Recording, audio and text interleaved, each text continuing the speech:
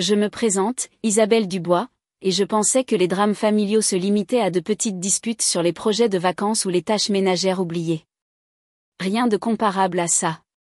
Lors de la fête de 18 ans de ma fille, Ambre, dans un parc parisien, son cri perçant venant de la tente vestiaire a déchiré les rires du barbecue. Je me suis précipitée à l'intérieur, le cœur battant, et me suis arrêtée net. Ses longs cheveux bruns étaient éparpillés sur le sol, son cuir chevelu nu, brillant faiblement dans la pénombre tendue. Elle sanglotait, les mains agrippées à son visage, tandis que ma sœur, Christine, se tenait là, souriant d'un air suffisant dans sa robe fleurie, des tondeuses bourdonnant doucement sur une table voisine.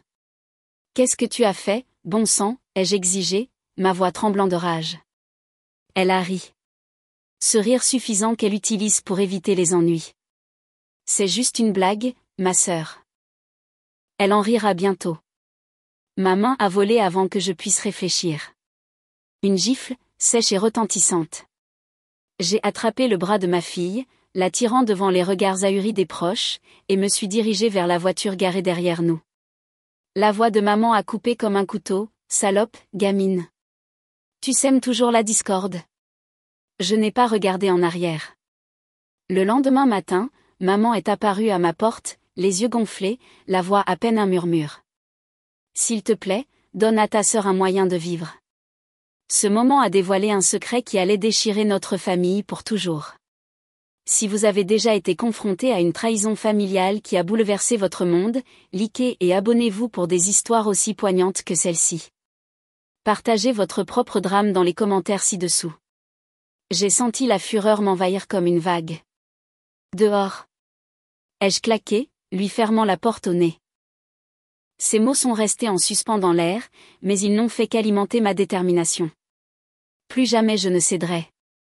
Mon esprit est revenu au chaos de la fête, la scène de la gifle flottant encore dans ma mémoire.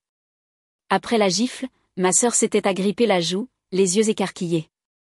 Je devais l'empêcher d'aller à l'after-party, a-t-elle murmuré, jetant un coup d'œil à ma fille, recroquevillée dans un coin, tremblante. Je me suis approchée, mon souffle brûlant. L'empêcher de quoi, ai-je sifflé. Elle a fouillé son téléphone, les mains tremblantes, et l'a tendu. Des photos remplissaient l'écran, des marques sur les bras de ma fille. Des empreintes de doigts meurtris, trop serrées, d'autres sur ses côtes, des endroits cachés où les vêtements couvraient les dégâts. Ce petit ami à elle, a expliqué ma sœur, sa voix s'abaissant, je l'ai surpris en train de la malmener derrière le gymnase du lycée la semaine dernière. Il fait ça depuis des mois. J'ai fait défiler les images, un frisson se répandant dans mes entrailles. Ma fille a levé les yeux, son visage pâle, et a hoché lentement la tête. « C'est vrai, maman » a-t-elle chuchoté, de nouvelles larmes coulant. Mon mari, Antoine, a fait irruption à ce moment-là, sa silhouette rigide, ses muscles tendus comme des ressorts. Il m'a pris le téléphone, son expression s'assombrissant en voyant les marques. « Depuis quand » a-t-il grogné, se tournant vers notre fille, sa voix se brisant d'une colère à peine contenue. Elle s'est recroquevillée, essuyant son visage. « Depuis le printemps » a-t-elle admis, ses mots à peine audibles. Il a fait les 100 pas dans la tente, les poings serrés, puis s'est agenouillé à côté d'elle. « Pourquoi le cacher » a-t-il demandé, sa voix plus douce maintenant, bien que son corps soit resté tendu. Elle a haussé les épaules, fixant le sol. Il a dit que je perdrais tout si je le disais. La confession a frappé comme un coup de poing, mêlant le choc à la culpabilité. Nous n'avions pas vu les signes, mais ma sœur, elle, les avait vus. J'ai mis le téléphone dans ma poche, sachant que ce n'était que le début. Ce soir-là, Théo a cogné à notre porte d'entrée comme s'il était chez lui. J'ai entrouvert, voyant son visage tordu de colère sous la lumière du porche. Il exigeait de savoir pourquoi Ambre ne répondait pas à ses appels. J'ai bloqué l'entrée, lui disant de partir avant que les choses n'empirent. Théo a forcé le passage, hurlant que Christine mentait sur tout. Il a affirmé que les ecchymoses provenaient d'une chute lors d'une randonnée la semaine dernière. Rien à voir avec lui. Ambre a jeté un coup d'œil depuis le couloir, sa voix tremblante alors qu'elle lui disait de partir, mais Théo l'a ignoré, entrant sans invitation. Antoine est descendu, la mâchoire serrée. Il s'est tenu à côté de moi, avertissant Théo de reculer. Théo a ri, sortant son téléphone. Il a dit qu'il prouverait que nous étions tous fous. Puis il s'est tourné vers Antoine, souriant d'un air suffisant. Il a mentionné, ce jour-là, sur le parking de l'école il y a 2 semaines. Le visage d'Antoine s'est vidé de ses couleurs. J'ai demandé ce qu'il voulait dire. Antoine a admis qu'il avait vu une marque sur le cou d'Ambre pendant le dîner et avait confronté Théo après les cours. Il avait attrapé le col de Théo contre sa voiture, le menaçant de le tuer s'il posait à nouveau la main sur Ambre. Théo avait enregistré toute la scène en secret. Il a diffusé un extrait, l'audio clair avec la voix d'Antoine grognant la menace. Théo a agité le téléphone, disant que son père nous enterrerait au tribunal si nous continuions comme ça. J'ai senti ma colère monter, mais je suis resté calme. J'ai demandé à Ambre si Théo l'avait déjà enregistré, elle aussi. Elle a hoché la tête, murmurant des fois où il avait filmé des disputes pour les manipuler plus tard. Théo lui a ordonné de se taire, la traitant de « drama queen ». Cela m'a poussé à bout. J'ai attrapé mon propre téléphone, commençant à l'enregistrer sur le champ. Théo s'est jeté dessus, mais Antoine s'est interposé entre nous, le repoussant. Théo a trébuché, jurant. Il a menacé d'appeler la police pour agression contre Antoine. Je lui ai dit d'essayer, que nous avions des preuves de ses vrais crimes. Les yeux de Théo se sont rétrécis. Il a dit que personne ne croirait Ambre plutôt que lui, sa famille avait des relations à Paris. Il a tourné Christine en ridicule, la traitant de tante jalouse, se mêlant de choses qu'elle ne comprenait pas. Ambre a commencé à pleurer, le suppliant d'arrêter. Théo a adouci son ton, essayant de la tirer à part. Il lui a murmuré des promesses de tout arranger si elle venait juste avec lui. Je l'ai tiré en arrière, lui claquant la porte au nez, mais Théo n'est pas parti. Il a frappé à la fenêtre, hurlant que « nous le regretterions ». Les lumières des voisins se sont allumées. Aurélie, notre voisine, a dû entendre le tumulte. Théo a finalement couru vers son camion, les pneus crissant alors qu'il s'éloignait dans la nuit parisienne. À l'intérieur, Antoine faisait les 100 pas dans la cuisine, admettant qu'il avait fait une erreur en ne me parlant pas de la confrontation. Il craignait que la vidéo ne le fasse passer pour l'agresseur. Je l'ai serré dans mes bras, lui disant que nous ferions face ensemble. Ambre était assise à table, les mains jointes. Elle a révélé que Théo avait déjà utilisé des menaces similaires pour la faire taire à propos des bousculades et des prises. J'ai tout noté, ajoutant à notre dossier. Antoine a suggéré de verrouiller les portes plus fermement ce soir alors que nous éteignions les lumières. Je ne pouvais pas me débarrasser des derniers mots de Théo, il ferait en sorte que notre famille paie, mais j'ai repoussé cela, me concentrant sur le fait de passer la nuit. Demain, nous ferions le pas suivant. Au matin, j'étais au commissariat de Paris, Ambre à mes côtés, me serrant la main. J'ai remis les captures d'écran des SMS de Théo et les photos de Christine des ecchymoses d'Ambre. L'officier, une femme sévère nommée commandante Dubois, a écouté pendant que j'expliquais comment Théo blessait Ambre depuis des mois. Elle a pris des notes, ses yeux se rétrécissant devant les images des marques de doigts sur les poignets d'Ambre. J'ai insisté sur le fait que nous avions besoin d'aide maintenant, avant que Théo ne revienne. La commandante Dubois a promis d'envoyer une patrouille surveiller notre rue et nous a dit de faire examiner les blessures d'Ambre à l'hôpital. Nous nous sommes rendus directement à l'hôpital Georges Pompidou, le soleil parisien brillant à travers le pare-brise. Ambre était silencieuse, regardant par la fenêtre de la salle d'examen. Une docteure a mesuré les ecchymoses sur ses côtes et ses bras, son visage sombre alors qu'elle documentait chaque marque. Une infirmière a pris des photos, notant les dates pour l'épreuve. Ambre a tressailli lorsqu'on lui a demandé depuis combien de temps cela durait. Elle a murmuré, ça a commencé par de petites bousculades pendant les disputes, mais ça a empiré au fil des mois. La docteure a confirmé qu'il s'agissait de violence, recommandant un conseiller. J'ai hoché la tête, serrant plus fort la main d'Ambre, ma gorge brûlante de regret de ne pas l'avoir remarqué plus tôt. De retour à la maison, Aurélie Delacroix, notre voisine qui tenait une boutique de fleurs, a frappé à notre porte. Elle avait vu le camion de Théo s'éloigner en trombe la nuit dernière et avait entendu des rumeurs au lycée sur son tempérament.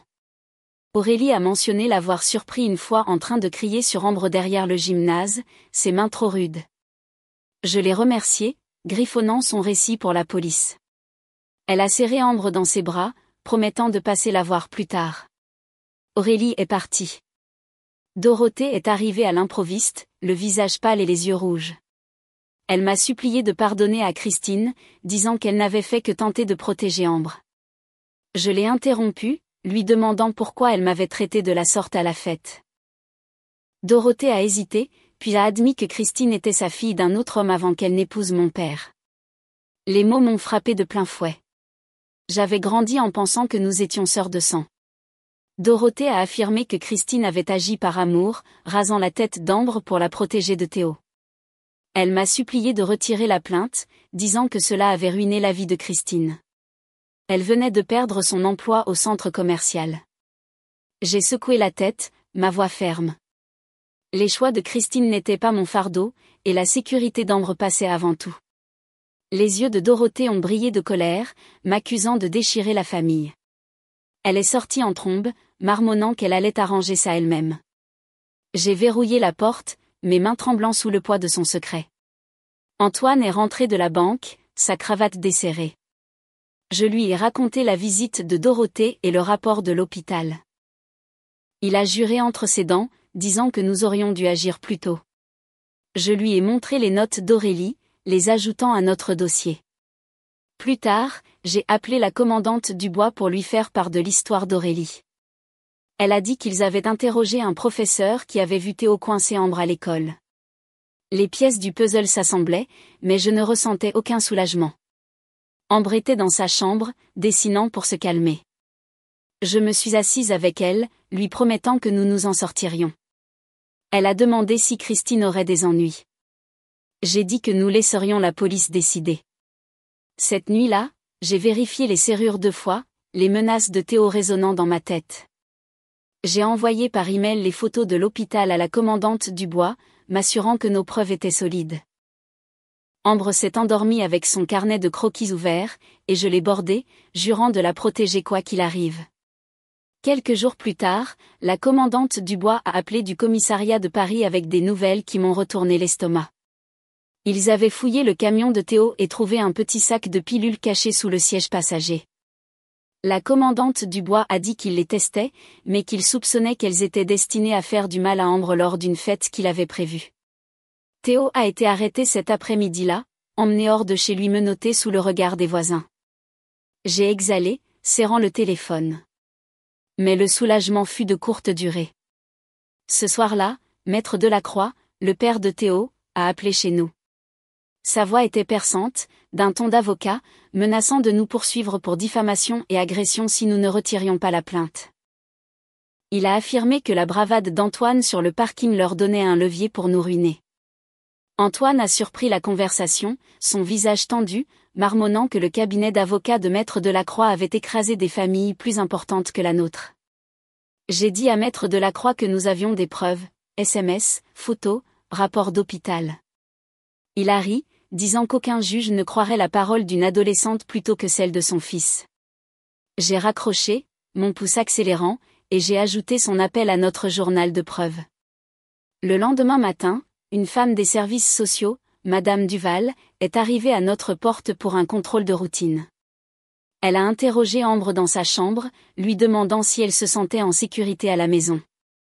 Ambre a hoché la tête, serrant un oreiller et a expliqué comment nous la protégions de Théo. Madame Duval a parlé à Antoine et à moi dans la cuisine, feuilletant son carnet. Elle a examiné le rapport de police et les photos de l'hôpital, puis a déclaré que notre foyer était stable, mais nous a exhorté à faire suivre Ambre par un conseiller. J'ai accepté, lui fixant un rendez-vous cette semaine-là, Madame Duval est partie. Ambre est descendue, les yeux rouges. Elle a dit que les enfants à l'école chuchotaient à son sujet. Les amis de Théo avaient lancé des rumeurs, la traitant de menteuse qui simulait ses ecchymoses pour attirer l'attention. L'un d'eux, un garçon nommé Julien, lui a glissé un mot dans son casier, disant que Théo voulait juste parler et arranger les choses. Ambre l'a déchiré mais est rentrée en tremblant. J'ai photographié les morceaux de papier et les ai envoyés par email à la commandante Dubois. Elle a répondu rapidement, disant qu'il l'ajouterait au dossier de Théo comme harcèlement. J'ai conduit Ambre à l'école le lendemain, remarquant que les enfants nous fixaient alors que nous entrions sur le parking. Une fille de sa classe a marmonné quelque chose en passant devant Ambre, assez fort pour que je l'entende la traitant de « drama queen ». J'ai accompagné Ambre au bureau de la conseillère, où une femme nommée Madame Leclerc a promis de surveiller les couloirs. Madame Leclerc a dit qu'elle avait déjà entendu d'autres élèves se plaindre de la bande de Théo et que l'école prenait cela au sérieux. De retour à la maison, Antoine était à cran, vérifiant son téléphone pour des nouvelles de la commandante Dubois. Il craignait que les menaces de Maître Delacroix ne se retournent contre nous, surtout avec cette vidéo de lui attrapant Théo. Je lui ai rappelé que nos preuves étaient plus solides, les ecchymoses d'Ambre, les SMS, le témoignage d'Aurélie. La commandante Dubois a rappelé, disant qu'ils avaient confirmé que les pilules étaient un sédatif, illégal pour Théo. Elle avait retrouvé Julien, qui a admis que Théo lui avait demandé de droguer les boissons lors d'une fête. Julien était effrayé, racontant tout pour éviter les ennuis. J'ai eu un frisson, réalisant à quel point Ambre avait frôlé le danger. Antoine a suggéré de changer son numéro de téléphone pour empêcher les amis de Théo de lui envoyer des SMS. J'ai appelé le fournisseur tout de suite, le mettant en place. Ambre a passé la soirée à dessiner dans sa chambre, évitant les réseaux sociaux où les rumeurs se propageaient. Je me suis assise avec elle, écoutant alors qu'elle décrivait le sentiment que tout le monde était contre elle. J'ai promis que nous nous battions ensemble. Christine a appelé une fois pour demander si Ambre allait bien, mais j'ai fait court. Son rôle dans ce désordre me piquait encore, et je n'étais pas prête à parler. Dorothée a envoyé un SMS suppliant à nouveau d'abandonner les accusations, affirmant que Christine était en train de s'effondrer sans travail. Je l'ai supprimé, me concentrant sur la sécurité d'Ambre. Aurélie est passée avec un bouquet de sa boutique, disant que le quartier était en effervescence à propos de l'arrestation de Théo. Elle avait entendu dire que sa famille perdait des clients au cabinet de Maître Delacroix. Les gens ne leur faisaient plus confiance. Je l'ai remerciée, ajoutant ses potins à nos notes. Au fil des semaines, la commandante Dubois a monté un dossier, nous avertissant que Maître Delacroix tirait les ficelles pour retarder une audience. J'ai gardé Ambre près de moi, la conduisant à l'école et la ramenant, surveillant les amis de Théo. Chaque nuit, je vérifiais ses fenêtres, l'air parisien lourd de tension. Nous tenions bon, mais le combat était loin d'être terminé. 2 mois plus tard, nous étions assis dans la salle d'audience du tribunal de Paris, l'air lourd de tension. Ambre me serrait la main sous la table, son visage pâle mais déterminé. La juge, une femme aux cheveux gris avec des yeux perçants, a appelé l'affaire. La commandante Dubois se tenait avec le procureur, présentant nos preuves, photos de l'hôpital, SMS de Théo, déclaration d'Aurélie et confession de Julien concernant le plan de la fête. Maître Delacroix, dans un costume impeccable, s'est penché près de Théo, lui chuchotant des stratégies. Son équipe juridique a tenté de dépeindre Théo comme un adolescent incompris, affirmant que les blessures d'Ambre provenaient du sport et que les SMS n'étaient que des plaisanteries. J'ai serré les poings, me retenant de riposter. Le procureur a appelé Ambre à la barre.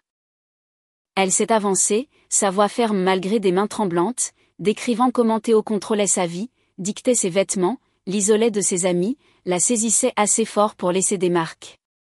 Elle a raconté un incident lors d'une soirée dansante à l'école où il l'avait plaquée contre un mur, lui soufflant des menaces si elle parlait à d'autres garçons. La salle d'audience est devenue silencieuse, les jurés se penchant en avant. Les yeux d'Ambre ont rencontré les miens et j'ai hoché la tête, l'exhortant à continuer. Ensuite, Christine a pris la barre, sa posture raide. Elle a admis avoir rasé la tête d'Ambre, expliquant qu'elle avait surpris le plan de Théo de lui faire du mal lors d'une fête. Elle a diffusé une vidéo qu'elle avait enregistrée secrètement, un clip tremblant de Théo se vantant auprès de Julien d'avoir drogué la boisson d'Ambre pour la faire taire. Les visages des jurés se sont durcis, une femme secouant la tête. Maître Delacroix a objecté, arguant que la vidéo était inadmissible, mais la juge a rejeté l'objection, disant qu'elle avait été enregistrée dans un parc public sans aucune attente de confidentialité. Le sourire suffisant de Théo s'est estompé, ses mains s'agitant. Le procureur a soulevé la question des pilules trouvées dans le camion de Théo, confirmées comme des sédatifs destinés à l'incapacité. La commandante Dubois a témoigné de la déclaration de Julien, scellant l'intention de Théo. L'équipe de Maître Delacroix s'est agitée, insistant sur le fait que tout était un malentendu, mais leur argument semblait creux. La juge a ordonné une suspension d'audience, et j'ai serré Ambre dans mes bras à l'extérieur, lui disant qu'elle était courageuse. Antoine nous a rejoints, les yeux rouges mais fiers. Christine est restée à proximité, essayant d'attirer mon regard. Je l'ai ignorée, encore à vif de ses actions et de la trahison de Dorothée.